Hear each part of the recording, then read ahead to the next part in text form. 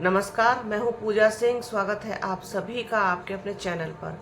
दोस्तों, 18वीं लोकसभा शुरू हो गई, सदन का सत्र शुरू हो गया। उससे पहले आप सबने हमने भी देखा कि किस तरीके से सत्ता पक्ष ने और विपक्ष जो है उसके सभी सांसदों ने शपथ ग्रहण करी। इसके बाद जो राष्ट्रपति का अभिभाषण होता है वो होना था, आज वो हुआ।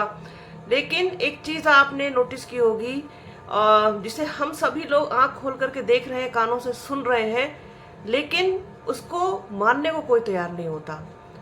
भारतीय जनता पार्टी डरी हुई है, सहमी हुई है।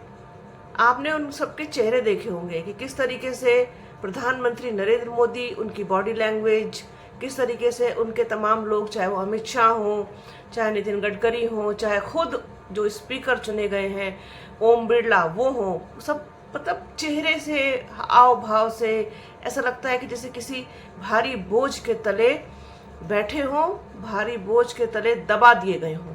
इस तरीके से सबकी सूरतें नजर आ रही हैं। अब जब राष्ट्रपति द्रौपदी मुर्मू उन्होंने अपना अभिभाषण दिया, तो वर्तमान सरकार, नई नवेली सरकार, नवनिर्वाचित सरकार, एनडीए की सरकार, प्रधानमंत्री नरेंद्र मोदी के नेतृत्व में आगे 5 साल चलने वाली सरकार, इसके बारे में जिस तरीके से उन्होंने बोला और पिछले 10 सालों की उपलब्धियां गिनवा दी, जबकि उपलब्धियों के नाम पर आम जनता के लिए, आम लोगों के लिए क्या किया है प्रधानमंत्री नरेंद्र मोदी ने, सिवाय 5 किलो राशन पर निर्भर बना देने के अलावा, जो गरीब जनता है, जो झोंक के वोट देती है, जिनके वोट से ही ईवीएम मशीन फुल होती है, समझ रहे हैं ना आप, जिनके वोट से ईवीएम मशीन भरती है, जिनके वोट से मत प्रतिशत बढ़ता है, वोटिंग परसेंटेज बढ़ता है, वो लोग हैं जिन 5 किलो राशन ज्यादातर पाने वाले लोग।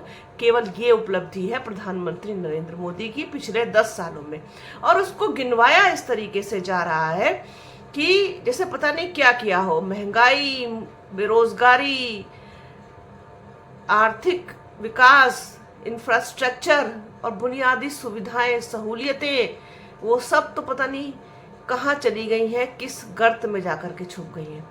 अब जब महामहिम राष्ट्रपति ने इनकी पूरी उपलब्धियों का जिस तरीके से वर्णन किया, तो उस पर बसपा सुप्रीमो मायावती ने केंद्र सरकार पर जबरदस्त हमला बोला है, उनको निशाने पर लिया है, सवाल किए हैं। जिस तरीके से बसपा सुप्रीमो मायावती अपने पूरे चुनाव में राशन का मुद्दा, आरक्षण का मुद्दा, संविधान का मुद्दा, गरीबों का, महंगाई का, पूंजीपतियों का, बेरोजगारी का, ये सारे मुद्दे वो उठाती आई। हालांकि जनता ने उनकी बात न सुन करके किसी और तरफ ही ध्यान दिया, किसी और तरफ ही बात सुनना ज्यादा पसंद किया, लेकिन उनके मुद्दे उठाने में कोई कमी कहीं से कहीं तक नहीं थी।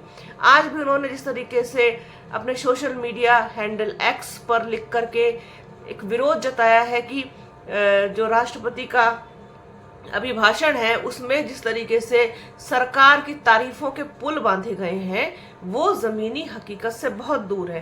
क्या लिखती है बसपा सुप्रीमो मायावती, आपको बताते हैं।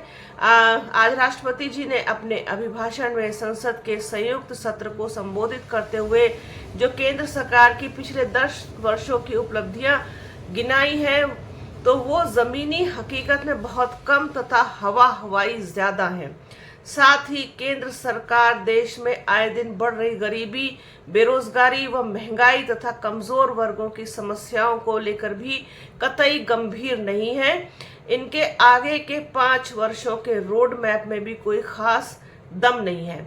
जबकि बेहतर होगा कि राष्ट्रपति जी के अभिभाषण के धन्यवाद प्रस्ताव पर सांसदों को केवल आरोप व प्रत्यारोप लगाने की बजाय जनहित के लिए जरूरी मामलों में सरकार का ध्यान आकर्षित कराना चाहिए। ये लिखा है बसपा सुप्रीमो मायावती ने अपने सोशल मीडिया हैंडल एक्स पर। आज का जो राष्ट्रपति अभिभाषण हुआ उस पर सरकार पर निशाना साधते हुए दिखाई दी बसपा सुप्रीमो मायावती। बात भी सही है।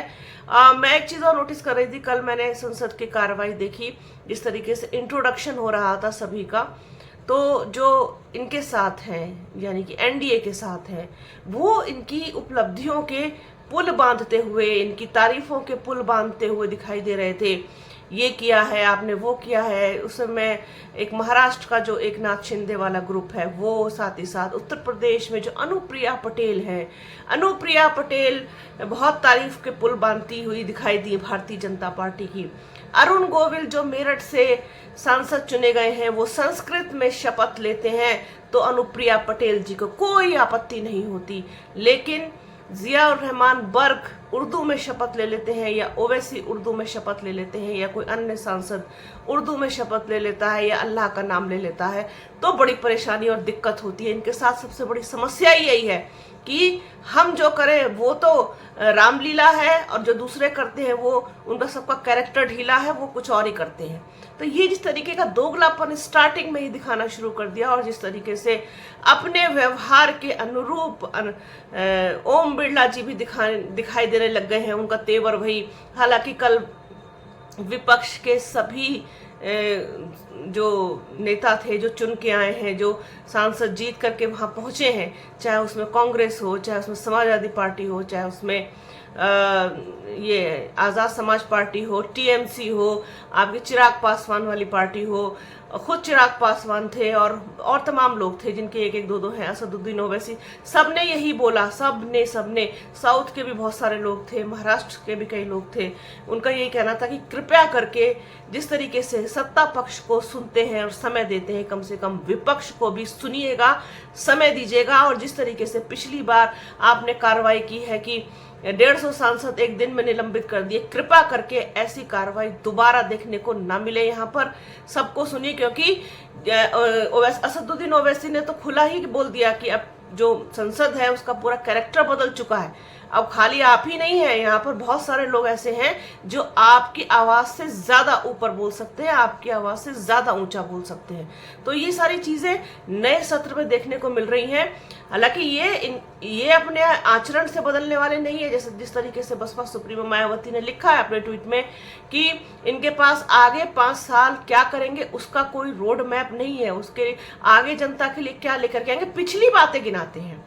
बहुत सही कहा है। आज भी आज नहीं शायद कल बोला है, इकरा हसन ने जो वीडियो अपना उन्होंने इंटरव्यू दिया है, उनका वीडियो है, वायरल है, कि पिछली उपलब्धियां जो दूसरों की रही हैं, या वो उनकी नजर में उपलब्धियां नहीं है, वो सबसे खराब काम है। अब इन्होंने शुरुआत ही इमरजेंसी से कर दी, आपातकाल से शुरुआत करी है इन्होंने, क्योंकि उसकी वो थी, उसकी डेट थी इमरजेंसी, इस दिन डेट। अरे पुरानी बातों को गाने से क्या फायदा है, आगे का देखो, आगे का सोचो, अच्छा करने का सोचो। आज 240-42 पर सिमट गए हो, अगली बार गायब भी हो जाओगे।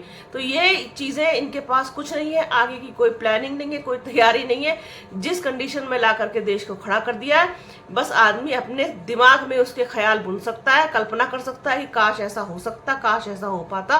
धरातल पर क्या करने के लिए इन्होंने सोचा, उसका कोई जवाब इनके पास नहीं है। तो इन सारे मुद्दों पर बसपा सुप्रीमो मायावती इन सरकार को जिस तरीके से घेरती आई है, चाहे वो सरकार हो, चाहे वो विपक्ष हो, सभी को उन्होंने सभी को आईना दिखाने की कोशिश की है। लेकिन आज उन्होंने नए सत्र पर, नई संसद जब शुरू हुई, नई लोकसभा का जो सत्र शुरू हुआ है, उसमें जिस तरीके से राष्ट्रपति का अभिभाषण इनकी उपलब्धियों के नाम रहा, उस पर सरकार को घेरती हुई दिखाई दी बसपा सुप्रीमो मायावती।